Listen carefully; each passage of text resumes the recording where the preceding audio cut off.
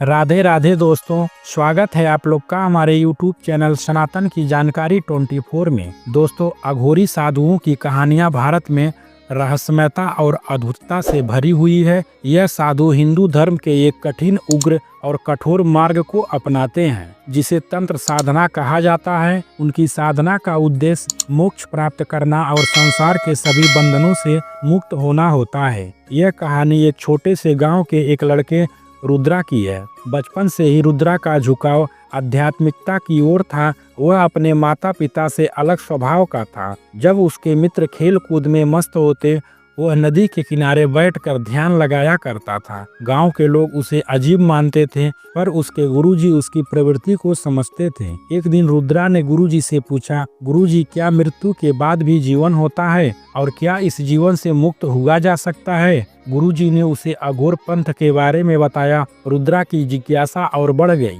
उसने ठान लिया कि वह अघोरी साधना के मार्ग पर चलेगा। रुद्रा ने अपने परिवार को अलविदा कहा और काशी की ओर चल पड़ा, जिसे अघोरी साधुओं का केंद्र माना जाता है। वहां उसे एक वृद्ध अघोरी साधु बाबा भैरव मिले। रुद्रा ने उनसे अघोरी बनने के बारे में पूछा और बोला, क्या हम भी अघोरी बन सकते हैं? इस पर पहले तो भैरव ने समझाया कि बच्चा, आप घर चले जाओ। फिर बात न मानने पर भैरव समझ गए कि रुद्रा ने मन में ठान लिया है कि मुझे अघोरी बनना ही है। और भैरव ने रुद्रा से कहा कि तुम अर्धरात्रि को मुझसे गंगा जी के घाट पर मिलो। जब रुद्रा अर्धरात्रि को गंगा के किनारे एक निश्चित जगह पर गया तो देखा कि वह अघोरी नदी के किनारे बैठकर ध्यान कर रहे हैं। रुद्रा ने भैरव को प्रणाम किया और बोला कि हे गुरुदेव, आपके कथन अनुसार मैं आपके समक्ष हाजिर हूँ। इस पर वह अघोरी बाबा ने कहा, रुद्रा, जाओ पहले गंगा जी में 108 बार डुबकी लगा कर आओ। अघोरी भैरव की यह बात सुनकर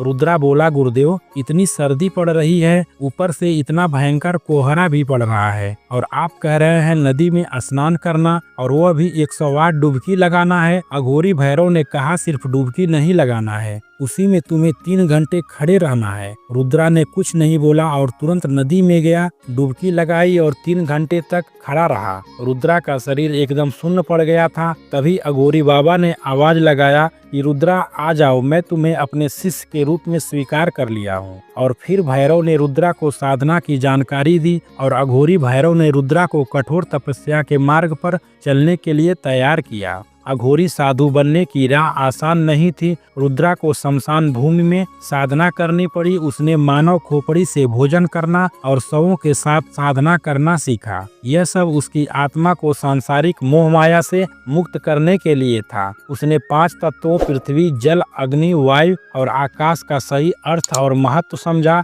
अघोरी की साधना के दौरान कई परीक्षाएं आई। कभी कभी उसे भयानक दृश्य दिखाई देते जो उसके मन को विचलित करने का प्रयास करते। कभी उसे समाज के तिरस्कार का सामना करना पड़ता, लेकिन उसकी दृढ़ता और अपने गुरु के मार्गदर्शन में उसने हर कठिनाइयों को पार किया। रुद्रा को एक मानव के खोपड़ी में खाना खाना होता था तथा उसी खोपड़ी में रुद्रा पानी भी पीता था। रुद्रा कभी नदी में खड़े होकर घंटों ध्यान करता तो कभी जंगल और पहाड़ों में रहकर ईश्वर की आराधना करता था। साथ ही साथ रुद्रा को उसके गुरुदेव ने शस्त्र और शास्त्र दोनों का ज्ञान दिया। वर्षों की कठोर तपस्या के बाद रुद्रा को अपनी आत्मा के वास्तविक रूप का ज्ञान हुआ। उसने जीवन की मृत्यु के रहस्यों को समझ लिया। वह जान गया कि आत्मा अमर है और केवल शरीर नश्वर है। वह अब एक सिद्ध अघोरी बन चुका था, जिसने सभी सांसारिक बंधनों को त्याग दिया था। अपने ज्ञान की पूर्णता के बाद रुद्रा अपने गांव लौट आया, लेकिन अब वह रुद्रा नहीं बल्कि अघोरी बाबा काल भैरव के नाम से